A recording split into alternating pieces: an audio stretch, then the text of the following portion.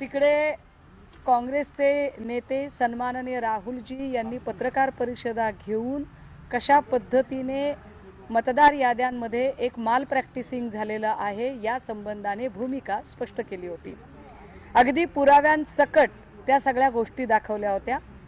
त्यानंतर आमचे नेते सन्माननीय आदित्यजी यांनी सुद्धा या मतदार याद्यांमध्ये त्यांना आवश्यक आहे त्या ठिकाणी डिलिशन करणं किंवा त्यांना जिथे गरज आहे तिथे ॲडिशन करणं अशा पद्धतीने म्हणजे एकट्या बुलढाण्याचा जर विचार केला तर बुलढाण्यामध्ये तब्बल 5,500 मयत लोकांनी मतदान केलं आणि 7,500 मतदारांचं दुबार मतदान झालं।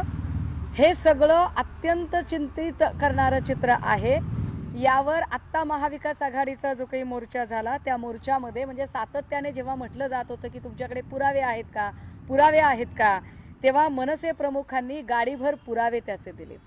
मतदार याद्या आणि त्याच्यातील होणारी माल प्रॅक्टिस, त्याच्यातलं दुबार मतदान, डिलिशन, ॲडिशन आणि कशा पद्धतीने एकाच कुटुंबामध्ये म्हणजे बुलढाण्याच्या एकाच कुटुंबामध्ये शेख, कांबळे आणि जैन असे एकाच कुटुंबातल्या मतदाराच्या त्याच्यातली नावं आहेत। हे सगळं जर चित्र बघितलं तर भयंकर आहे।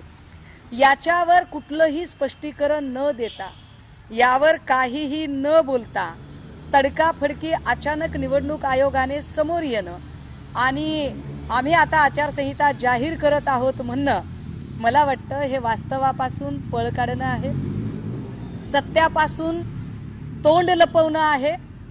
निवडणूक आयोग सत्याला सामोरे जाण्याची हिम्मत ठेवत नाही। निवडणूक आयोगाकडे या आम्ही उपस्थित केलेल्या म्हणजे काँग्रेसचे नेते सन्माननीय राहुलजींनी उपस्थित केलेले प्रश्न, आमचे नेते सन्माननीय आदित्यजींनी उपस्थित केलेले प्रश्न किंवा मनसे प्रमुखांनी दाखवलेले गाडीभर पुरावे याच्यावर एका चकार शब्दाने बोलू इच्छित नाही। याचे दोनच अर्थ होऊ शकतात। एक, यांनी सत्य मान्य केलेलं आहे आणि दुसरं, यांच्याकडे कुठलंही सप्रमाण स्वतःची बाजू मांडण्यासाठी असं काही नाही। त्यामुळे हे आता स्पष्ट आहे। देश विदेशातील प्रत्येक घडामोडींचे लाईव्ह अपडेट मिळवण्यासाठी आता साम टीव्हीच्या सर्व सोशल मीडिया प्लॅटफॉर्मला लाईक, फॉलो आणि सबस्क्राईब करा। तसंच सर्व नोटिफिकेशनसाठी बेल आयकॉन प्रेस करायला विसरू नका।